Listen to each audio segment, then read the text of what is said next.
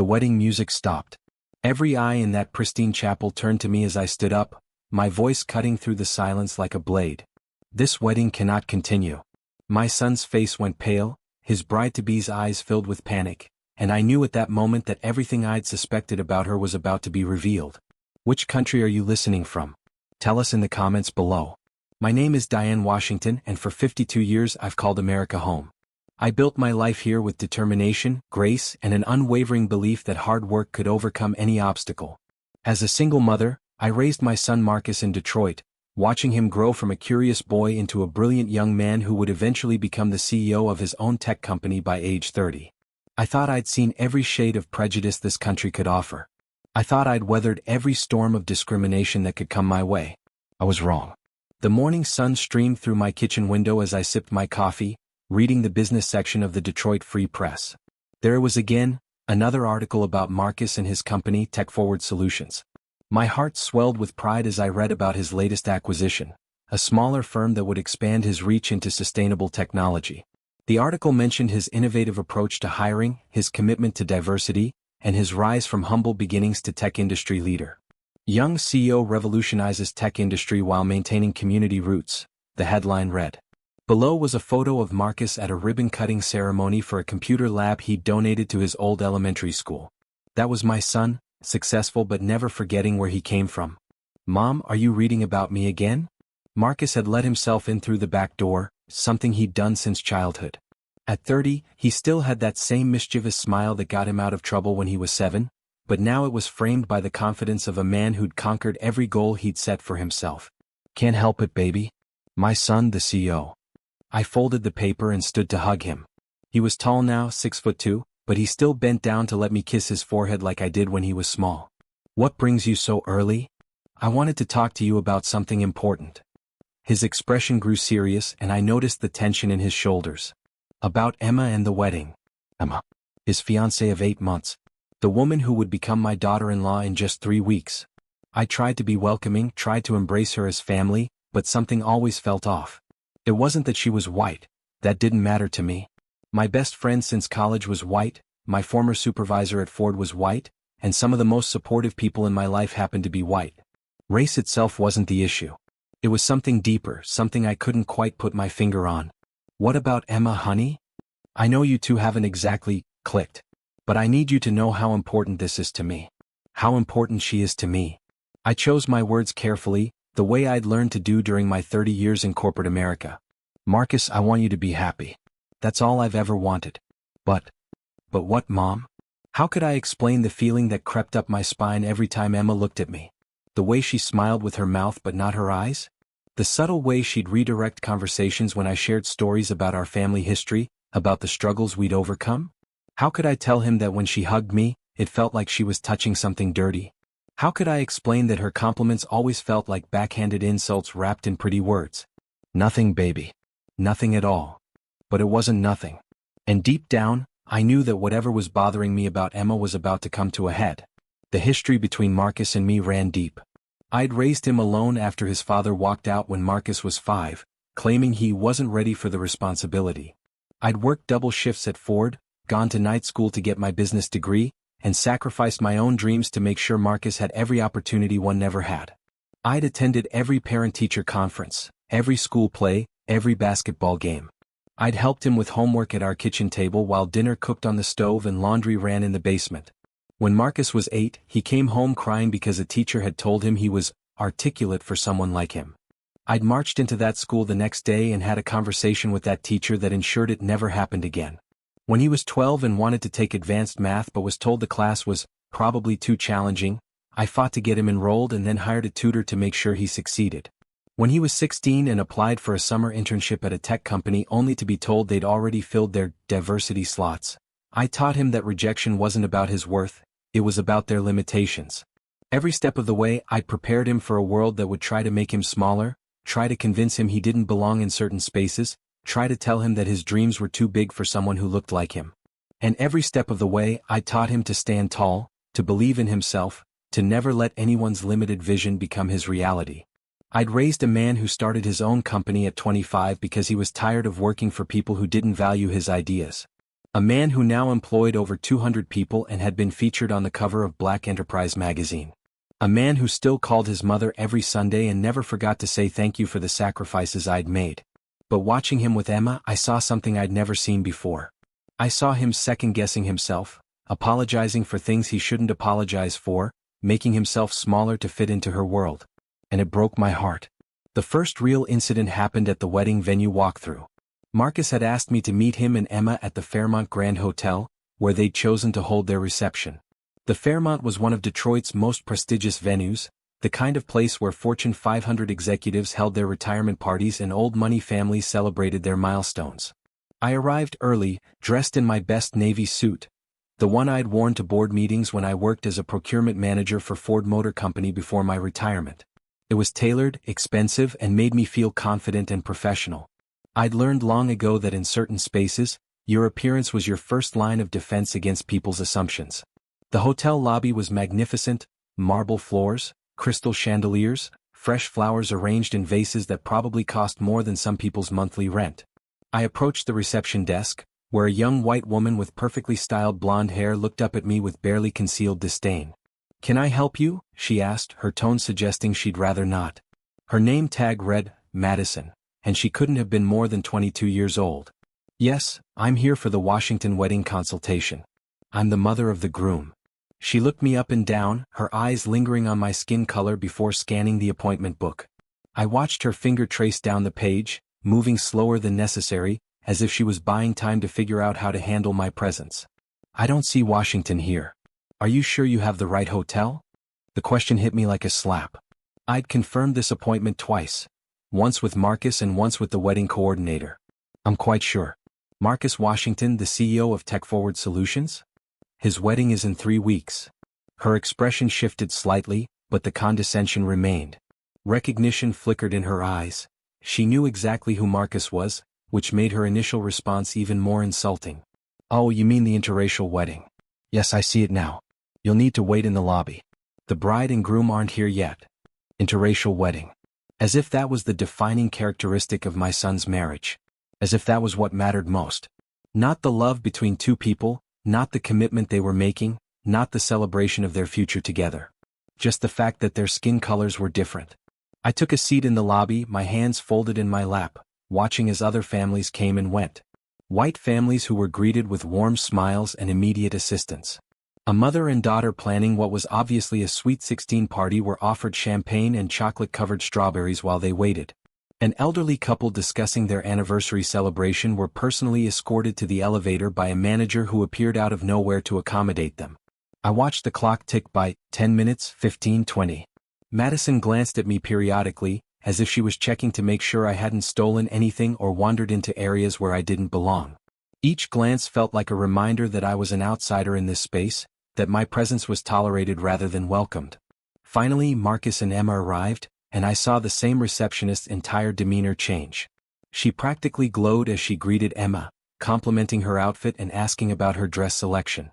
The transformation was so complete it was almost cartoonish. Madison became animated, helpful, accommodating. "Emma, darling," she exclaimed as if they were old friends. "You look absolutely radiant. I love that scarf. Is it Hermes?" "Mrs. Washington," Emma said, her voice carrying that particular tone I'd grown accustomed to, polite but distant, like she was speaking to a stranger rather than her future mother-in-law. "I hope you haven't been waiting long." "Not at all," I lied, standing to embrace her.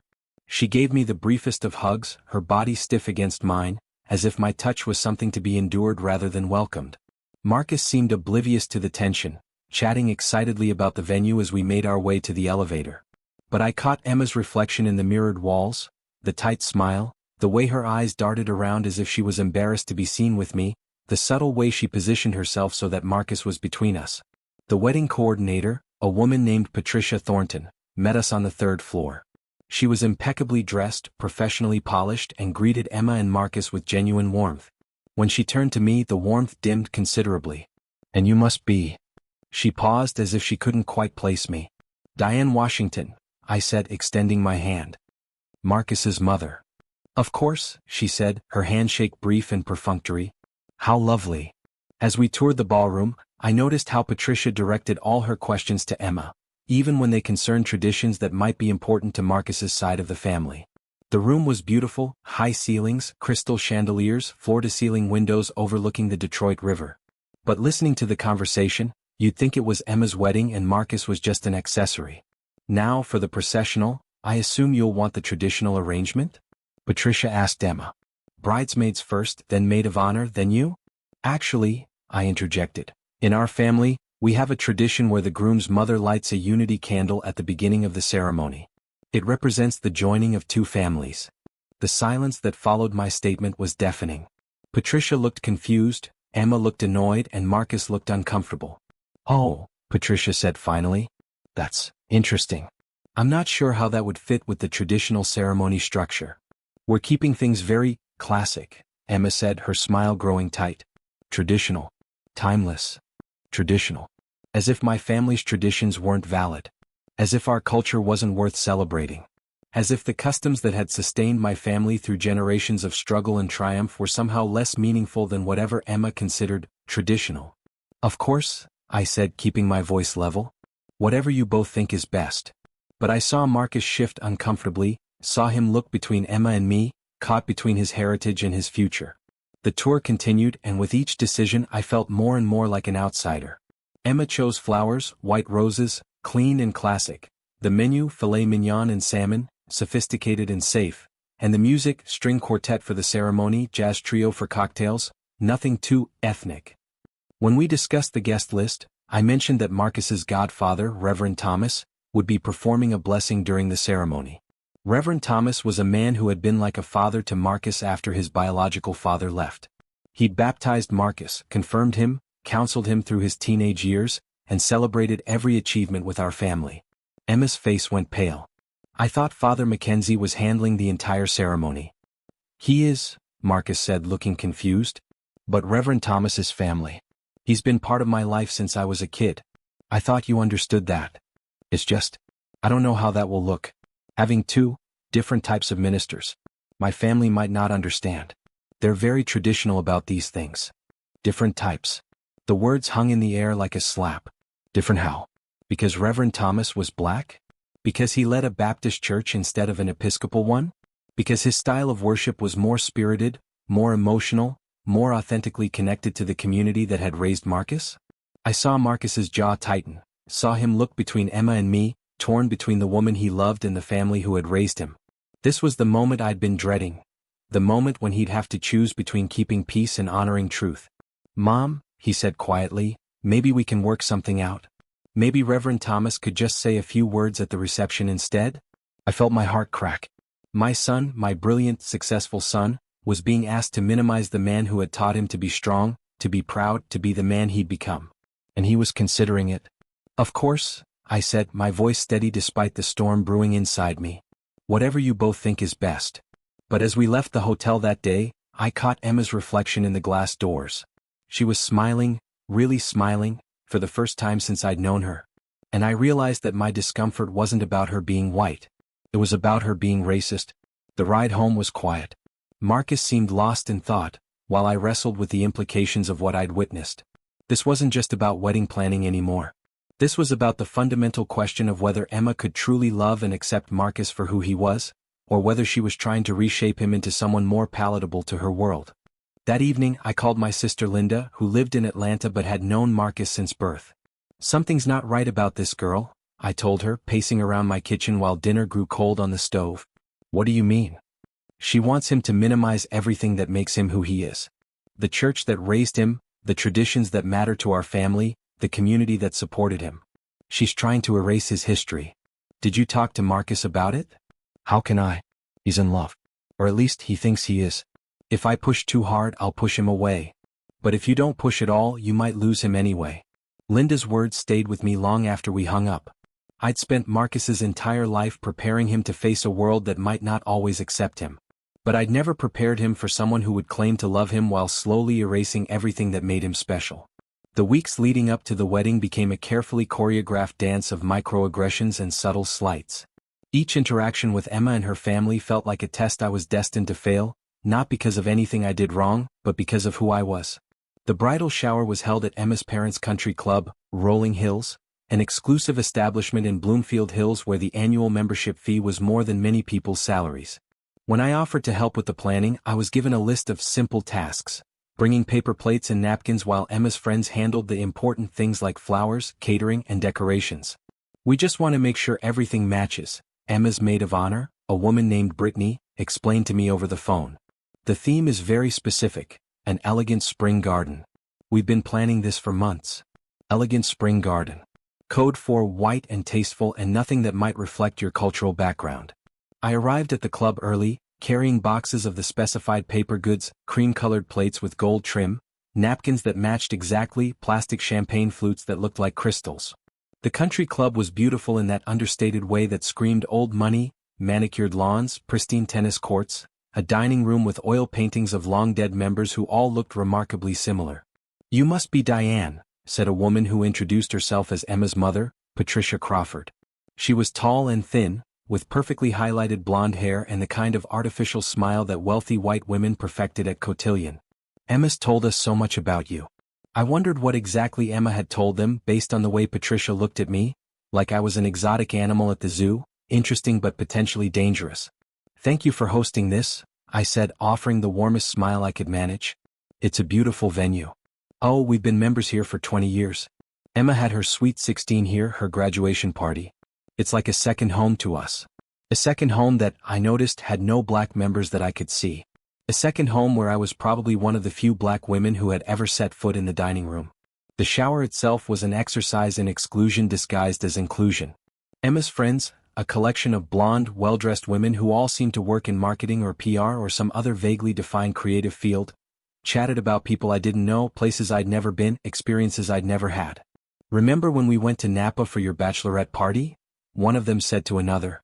"We should totally do that again for Emma's first anniversary." "Oh my God, yes. That little boutique winery where the owner personally gave us the tour? Divine." I sat at a table near the back, making polite conversation with Emma's elderly aunts, who seemed kind enough but who kept asking me questions that felt like anthropological research. "So, Diane, what do you do for work?" "I'm retired. I spent 30 years in procurement management at Ford Motor Company." "Oh, how interesting. That must have been challenging." Challenging. Another coded word. Challenging because the work itself was difficult, or challenging because I was a black woman in a predominantly white, male industry? "I enjoyed it," I said simply. "I was good at it." When it came time for Emma to open gifts, I watched from my table as she received crystal vases, silk scarves, expensive jewelry, and kitchen gadgets that probably cost more than some people's monthly rent. My gift, or a beautiful hand-quilted table runner made by my church's quilting circle, featuring traditional African-inspired patterns, was opened with polite thanks and quickly set aside. "How unique," Patricia said, holding it up briefly before folding it away. "Very colorful." Colorful. As if color was a flaw rather than a feature. But the real moment of truth came during the gift opening ceremony. Emma received a beautiful silver picture frame from one of her sorority sisters, and someone suggested she put in a photo of her and Marcus. "I have the perfect one," Emma said, pulling out her phone. She scrolled through her photos looking for something suitable, and I watched her expression change as she passed over photo after photo. "Here's one from the gala last month," she said finally, showing a picture of her and Marcus at a charity event. In the photo, Marcus was wearing a tuxedo and looked devastatingly handsome, but Emma had chosen an image where the lighting washed out his skin tone, making him appear almost pale. "You two look perfect together," Brittany gushed. "Like you could be in a magazine." Perfect together because in the photo, you could barely tell that Marcus was black. I excused myself to use the restroom, needing a moment to collect myself. In the marble-appointed ladies' room, I stood in front of the mirror and saw my mother's face looking back at me. My mother, who had worked as a domestic for white families in Alabama before moving north during the Great Migration. My mother, who had taught me to hold my head high no matter how people treated me. My mother, who had died believing that things would be better for her grandsons. "What would you do, Mama?" I whispered to my reflection. I knew what she would do. She would fight. Not with fists or harsh words, but with dignity and truth and the kind of quiet strength that had sustained black women for generations. When I returned to the party, Emma was talking animatedly about the wedding plans. "We're keeping everything very classic," she was saying. "Nothing too over the top. Elegant simplicity is so much more sophisticated than anything flashy." Over the top. Flashy. More coded language for nothing that reflects Marcus's heritage or family traditions. The party ended with Emma's friends planning a girls' trip to Turks and Caicos for her first anniversary, talking about which private resort would be best, which spa treatments they simply had to try, which restaurants would give them the most Instagram-worthy photos. As I gathered my things to leave, Patricia approached me with that same artificial smile. "Diane, it was so lovely having you here today. Emma is so lucky to have you as a future mother-in-law." The pause before future mother-in-law was deliberate, as if she couldn't quite bring herself to acknowledge that I would actually be family. "Thank you for including me," I said, though we both knew that my inclusion had been more of an obligation than an invitation. Driving home, I felt the weight of every slight, every coded comment, every moment when I'd been made to feel like an outsider at my own son's celebration. But more than that, I felt fear. Fear that this was just the beginning. Fear that Emma's family saw me as a temporary inconvenience rather than a permanent addition to their circle. Fear that Marcus was so blinded by love that he couldn't see what was happening right in front of him. That evening, Marcus called to ask how the shower had gone. "It was lovely," I lied. Emma seemed happy. "Good. I know it means a lot to her that you're trying to connect with her friends and family." Trying to connect. As if the problem was my effort rather than their reception. "Marcus, can I ask you something?" "Of course. Are you happy? Really, truly happy?" There was a pause on the other end of the line. "What do you mean?" "I mean, is this the life you want? Is this the woman you want to build a future with?" "Mom, what's this about?" "It's about the fact that your fiancée asked you to minimize Reverend Thomas's role in your wedding. It's about the fact that she's never once asked about your father, about our family history, about the things that made you who you are." "Emma's not racist, Mom. She's from a different world." "And what world is that, son?" "You know what I mean. She grew up differently than we did. She doesn't understand all the cultural stuff." "Cultural stuff?" My heart broke a little more. "Is that what you call your heritage now?" "Stuff." "Mom, please. Don't make this harder than it needs to be." "Harder than it needs to be?" "Marcus, she's asking you to hide parts of yourself. To minimize the people who love you. To pretend that your background doesn't matter." "She's not asking me to hide anything. She's just trying to make sure the wedding goes smoothly." "For who? For her family?" "What about your family? What about the people who raised you, who supported you, who celebrated every achievement you ever had?" Marcus was quiet for a long moment. "I love her, Mom. I love her and I'm going to marry her. Can't you just support that?" I looked around my living room, at the photos of Marcus's childhood, his graduation from college, his first day at his own company. I looked at the awards he'd won, the articles about his success, the evidence of the man I'd raised him to be. And I realized that he was asking me to support his decision to erase all of that for someone who didn't even value it. "I will always support you, Marcus. But I won't stand by and watch you lose yourself in the process." After we hung up, I sat in my kitchen with a cup of tea, staring out at the garden I'd been tending for 20 years. The roses were blooming, deep red ones that my mother had planted, yellow ones that Marcus had given me for Mother's Day when he was 10, white ones I'd added when I retired. A garden that told the story of my life, my family, my choices. And I made a decision. I was going to find out exactly who Emma Crawford was.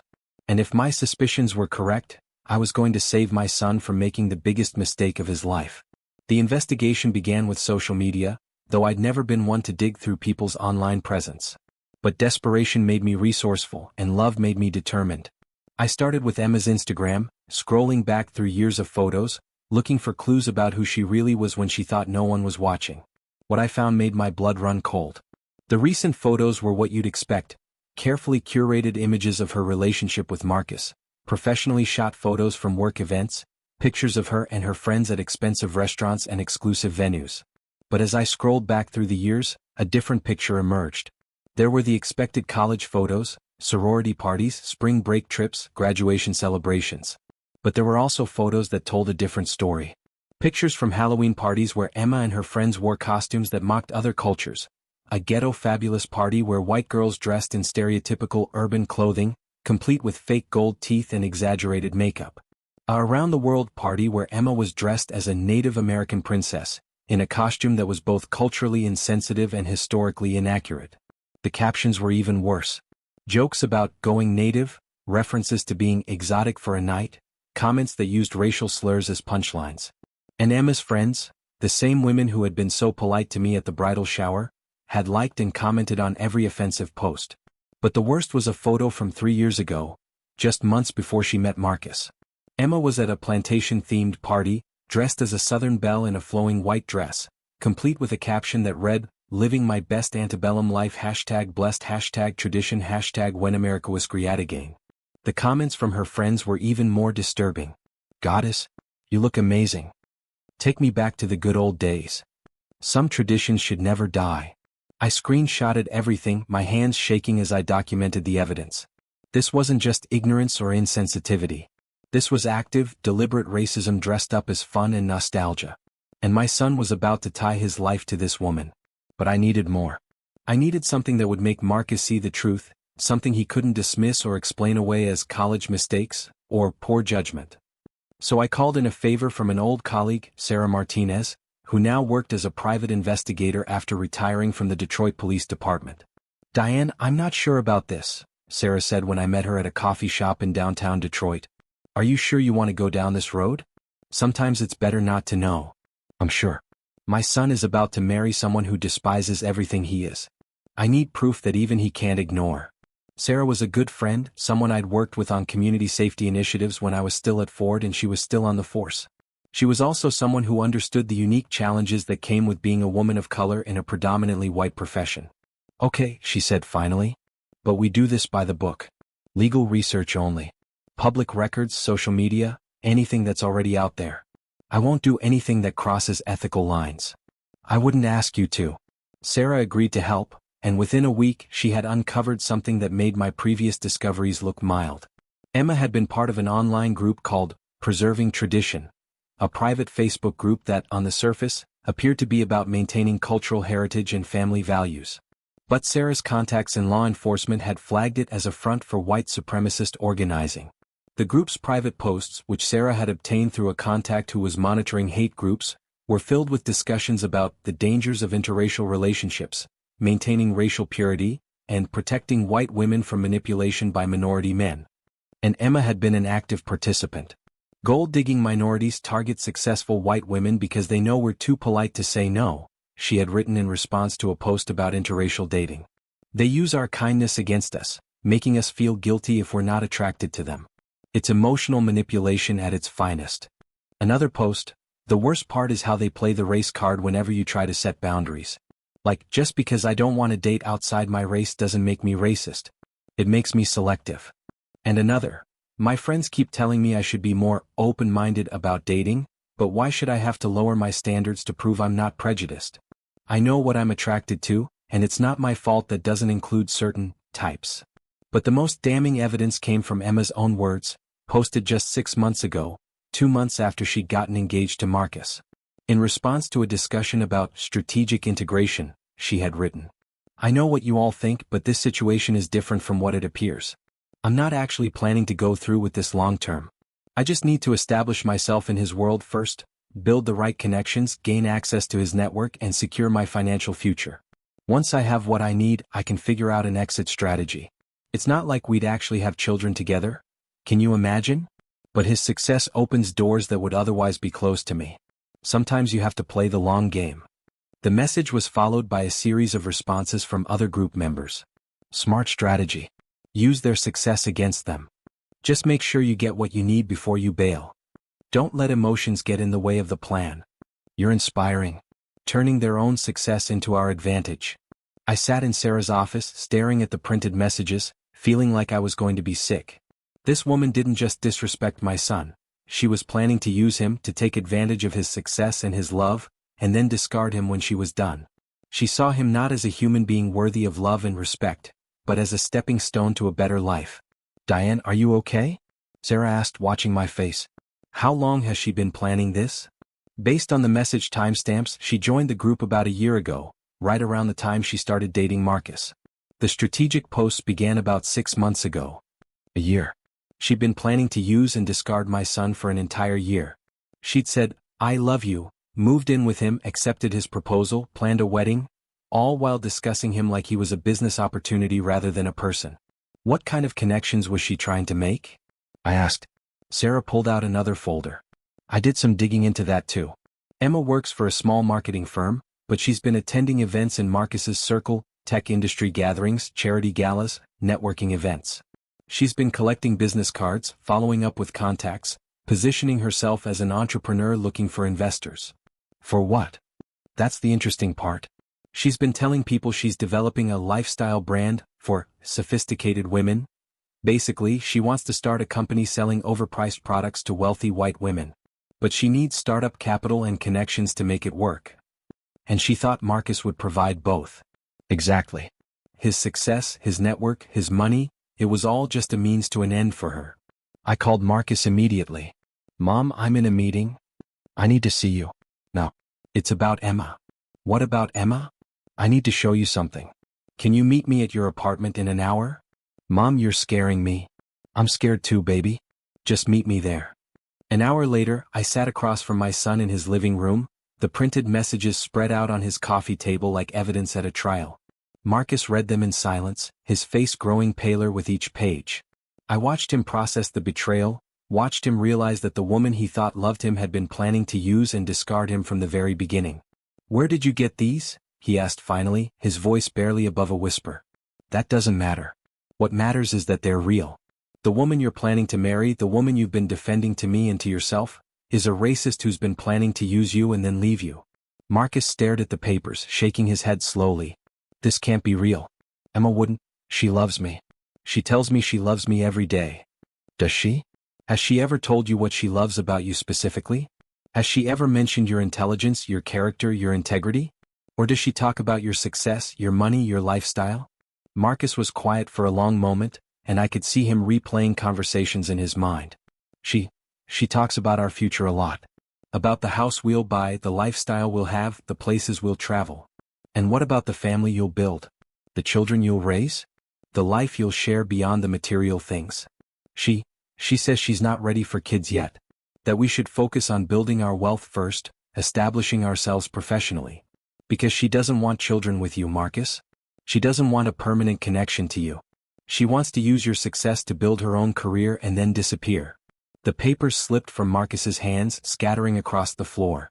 He put his head in his hands, his shoulders shaking with the weight of the betrayal. How could I be so stupid? He whispered. How could I not see this? Because you loved her. Because you're a good man who assumes the best about people. Because you wanted to believe that someone could love you for who you are.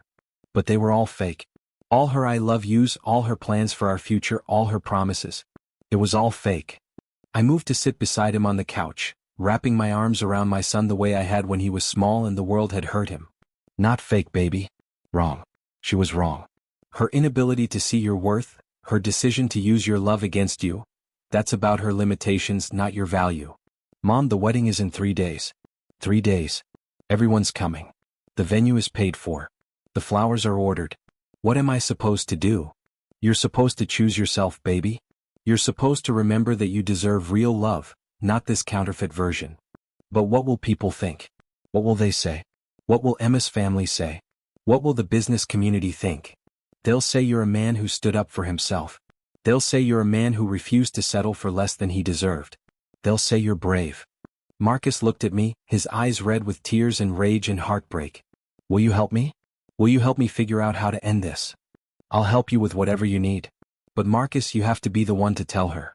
You have to be the one to call it off. I know. I don't know how. The same way you built your company, baby. One decision at a time. One truth at a time. That night, Marcus called Emma and asked her to meet him at his apartment. I waited in my car outside, watching as she arrived, her smile bright and confident. She had no idea what was coming. She walked into that building thinking she was still in control, still executing her plan, still successfully deceiving the man who had loved her completely. I couldn't hear the conversation, but I could see it through the window. I watched Emma's expression change from confusion to anger to panic. I watched her gesticulate wildly, pointing at Marcus, then at the papers on his table. I watched her break down, watched her beg, watched her try every manipulation tactic in the book. I watched her cry, real tears but not tears of remorse. Tears of a person whose carefully laid plans had just crumbled. Tears of someone who had been caught in their deception and was now facing consequences. I watched her try to deny everything, then try to explain it away, then try to minimize it. I watched her attempt to turn the situation around, to make Marcus feel guilty for invading her privacy and not trusting her. and I watched my son stand firm. When Emma finally left, she walked past my car without seeing me. But I saw her. I saw the mask fall away completely, saw the rage and hatred that had been hiding beneath the surface all along. I saw her true face, not the face of a woman who had lost the love of her life, but the face of a person whose scheme had been discovered and ruined. Marcus came out a few minutes later and got into my car. "How do you feel?" I asked. "Scared, relieved, angry, grateful." He looked at me with red-rimmed eyes. "How did you know?" "Because I've been fighting people like her my whole life. Because I recognize the signs of someone who sees you as an opportunity rather than a person. And because I love you too much to let you make this mistake." "What about the wedding? What about all the people coming?" "We'll figure it out. Together." "What about my reputation? What about my business relationships? Some of these people know Emma, know her family. Your reputation will survive because it's built on who you actually are, not on who you're married to. And anyone who judges you for refusing to marry a racist wasn't worth knowing anyway." We sat in my car for a long time, watching the lights in Marcus's apartment building, processing the magnitude of what had just happened. "Mom?" "Yes, baby? Thank you for saving me." "You saved yourself, Marcus. I just showed you what you already knew deep down." The next morning, I woke up with a sense of purpose I hadn't felt in years. The wedding was scheduled for Saturday, just 2 days away. We had phone calls to make, explanations to give, vendors to notify, and most importantly, we had a truth to tell. Marcus and I spent the morning calling family members, explaining the situation as best we could without going into all the devastating details. The reactions were mixed: shock, anger, disappointment about the canceled plans, but also relief from some who had sensed what I had sensed. "I knew something was off about that girl," my sister Linda said when I called her in Atlanta. "She never looked at Marcus the way a woman in love should look at her man. She looked at him like he was a prize she'd won, not a person she cherished." "Did Marcus seem happy to you?" I asked. "Happy? No. Successful, yes. Accomplished, definitely. But I'm not happy." He seemed like he was performing happiness rather than feeling it. Reverend Thomas came over that afternoon, wrapping Marcus in the kind of bear hug that had comforted him since childhood. He was a man in his 70s now, with white hair and gentle eyes that had seen every kind of human struggle and triumph. "You did the right thing, son," he said, holding Marcus's face in his hands the way he had when Marcus was confirmed at age 13. "It takes more courage to walk away from a mistake than to see it through because you're afraid of what people will think." "I feel like such a fool," Marcus said. "How could I not see it? How could I be so blind?" "Because you loved her," I said. "And when you love someone, you want to believe the best about them. That's not foolishness, that's humanity. That's what makes you a good man." "But I almost married her. I almost legally bound myself to someone who despised me." "But you didn't," Reverend Thomas said. "You found out the truth and you acted on it. That's what matters now." The hardest part was deciding what to do about the wedding venue. We'd paid for everything: the chapel, the reception hall, the flowers, the catering. Canceling would mean losing thousands of dollars, but going through with any kind of celebration seemed impossible given the circumstances. That's when I had an idea that surprised even me. "What if we don't cancel?" I said, looking up from the vendor contracts spread across Marcus's dining room table. "What if we change it?" "Change it to what?" Marcus asked. "A celebration. A celebration of truth, of family, of the people who really love and support you. We'll call everyone who was invited and tell them what happened. Not all the details, just that the engagement is off. We'll invite them to come anyway, not for a wedding, but for a celebration of your freedom, your integrity, your refusal to settle for less than you deserve." Marcus stared at me like I'd suggested we fly to the moon. "You want to throw a party to celebrate my broken engagement?" "I want to throw a party to celebrate your wisdom, your courage, your refusal to compromise your worth for someone else's comfort." Reverend Thomas started laughing, a deep, joyful sound that filled the room. "Diane Washington, you are something else. That's the best idea I've heard in years." "You really think people would come?" Marcus asked. "Baby, the people who love you will come to support you no matter what we call it. And the people who don't love you enough to support you through this weren't worth having in your life anyway." And that's exactly what we did.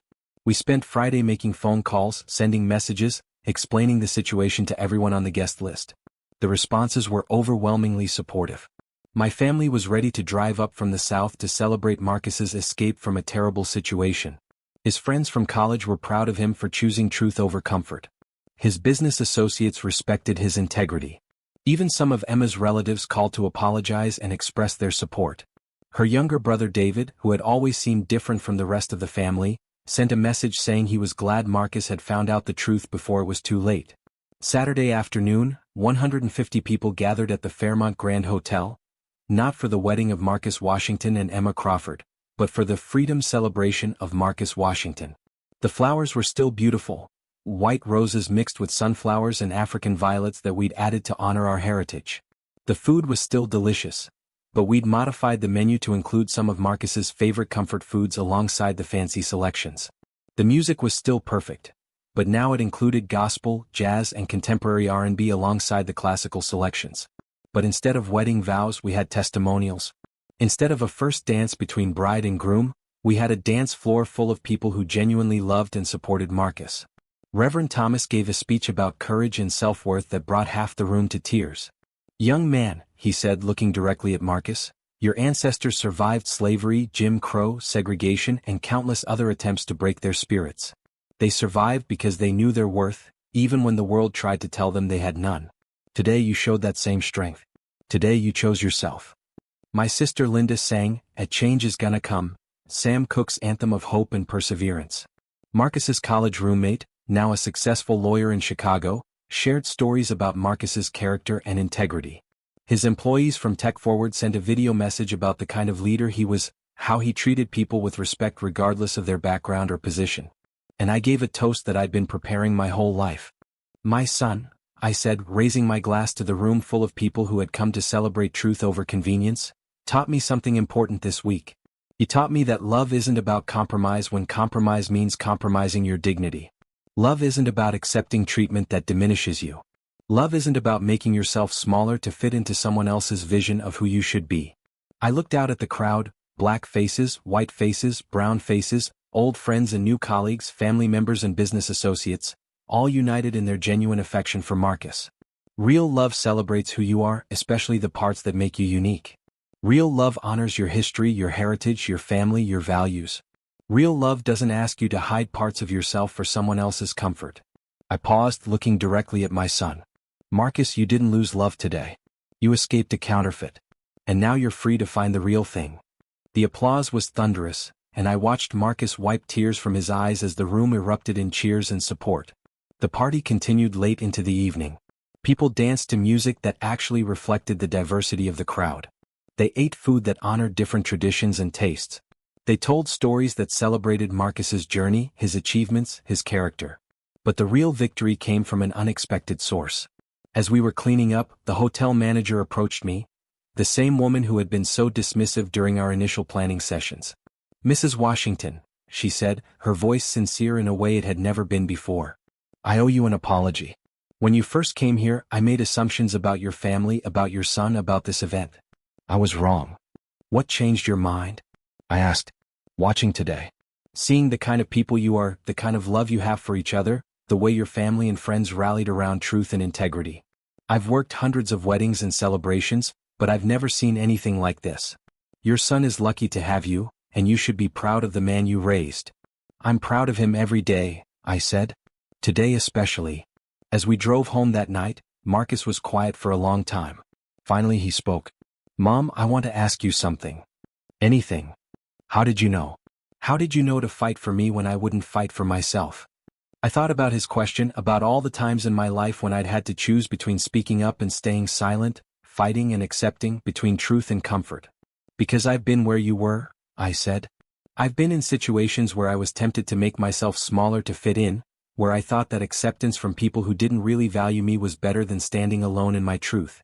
But you never did it." "Oh baby, I did it plenty of times. When I was young, when I was scared, when I thought I had more to lose than to gain. But I learned something important along the way." "What's that?" "I learned that when you shrink yourself to fit into someone else's idea of who you should be, you don't just lose yourself, you lose the chance to find the people who will love you exactly as you are." Marcus reached over and took my hand. "Thank you for saving me. You saved yourself, baby. I just reminded you who you are." 6 months later, Marcus met someone new. Her name was Dr. Keisha Johnson, a pediatric surgeon who worked at Detroit Medical Center. She was brilliant, beautiful, accomplished, and most importantly, she loved every part of Marcus, his success, his heritage, his family, his dreams for the future, even his painful experience with Emma. When he brought her home for dinner, I watched the way she looked at him. I watched the way she laughed at his jokes, genuinely, not politely. I watched the way she asked thoughtful questions about his work, his goals, his vision for the future. I watched the way she listened intently when he told stories about his childhood, asking follow-up questions about our traditions, our family history, the experiences that had shaped him. Most importantly, I watched the way she embraced me, genuinely and warmly, calling me Mom from the very first visit and meaning it. "Tell me about Marcus when he was little," she said during her second visit, settling into the couch beside me while Marcus cooked dinner in the kitchen. "I want to know everything about the man I love." The man I love. Not the successful CEO, not the wealthy entrepreneur, not the well-connected businessman. The man. The whole person. "He was stubborn," I said, laughing. "Smart as a whip, but stubborn. When he was 8, he decided he was going to build a robot. Not a toy robot, a real robot that could help people. He spent 3 months collecting parts, drawing blueprints, asking every adult he met about circuits and programming. Did he build it? He built something. It didn't work the way he wanted, but he learned more in those 3 months than most kids learn in a year. And he never gave up on the idea that technology could help people. That's still what drives him today." Keisha smiled, genuinely delighted by the story.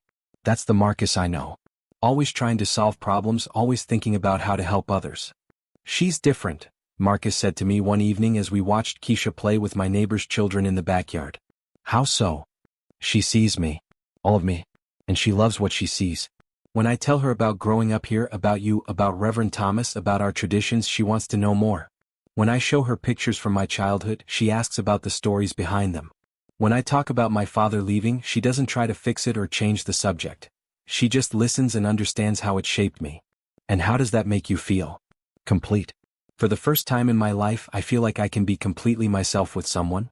That's when I knew he truly understood the lesson I'd been trying to teach him. Love isn't about finding someone who will tolerate your differences. It's about finding someone who celebrates them. Love isn't about finding someone who will accept you despite who you are. It's about finding someone who loves you because of who you are. They married a year later in a ceremony that honored both of their backgrounds.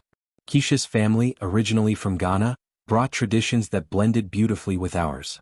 The ceremony included elements from both Baptist and Methodist traditions, music that ranged from gospel to contemporary to African drums, and food that represented the best of both cultures. Reverend Thomas performed the ceremony, and his blessing brought everyone to tears. These two young people understand something that too many couples never learn. That love is not about creating a new person together, but about celebrating the people you already are and building a life that honors both of your journeys. The reception was everything Marcus's first wedding planning had not been: authentic, joyful, inclusive, and genuinely representative of who he was and who he was becoming. Marcus and Keisha now have 2 beautiful children, 3-year-old Maya and 1-year-old David. Maya has her mother's brilliant mind and her father's stubborn determination to help people. David has the sweetest disposition and a smile that could light up a room. When I watch Marcus with his family, I see the man I always knew he could be: confident, authentic, successful not just professionally but personally. He's built a company that employs over 400 people and has been recognized nationally for its commitment to diversity and innovation. But more importantly, he's built a life that reflects his values, his heritage, and his vision for the future. I think about Emma sometimes, about the woman who tried to use my son's love as a weapon against him. Through mutual acquaintances, I learned that she eventually started her lifestyle brand, funded by a loan from her parents rather than the connections she'd hoped to gain through Marcus. The business failed within 2 years. She married someone else, a man from her parents' social circle who shared her worldview and her limitations. I hope she learned something from the experience, though I suspect she probably blamed Marcus for her failures rather than examining her own choices. People like Emma rarely take responsibility for the pain they cause others. But mostly I think about the power of truth. The power of standing up for yourself and for the people you love. The power of refusing to accept less than you deserve, even when accepting less would be easier, more comfortable, more socially acceptable. They say that racism is about hatred, but I've learned that it's really about fear. Fear of losing power, fear of losing status, fear of acknowledging that love and worth aren't determined by the color of your skin or the background you come from. Emma was afraid of what her family would think, afraid of what her friends would say, afraid of admitting that she could genuinely love someone who looked different from her, afraid of building a life that didn't fit into her narrow vision of acceptability. But fear is a choice. And courage is a choice too. I chose courage when I investigated Emma's background, when I refused to let my son walk into a marriage built on deception and contempt. Marcus chose courage when he called off the wedding, when he chose truth over comfort, when he decided that his dignity was worth more than other people's approval. Our family chose courage when we decided to celebrate truth instead of hiding from it, when we turned what could have been a day of shame into a day of triumph. And every day since then, we've continued to choose courage. When we refuse to make ourselves smaller to fit into spaces that don't value us. When we speak up against injustice, even when it's uncomfortable. When we love boldly and authentically, even when it's risky. Because at the end of the day, the only thing worse than being alone is being with someone who makes you feel alone.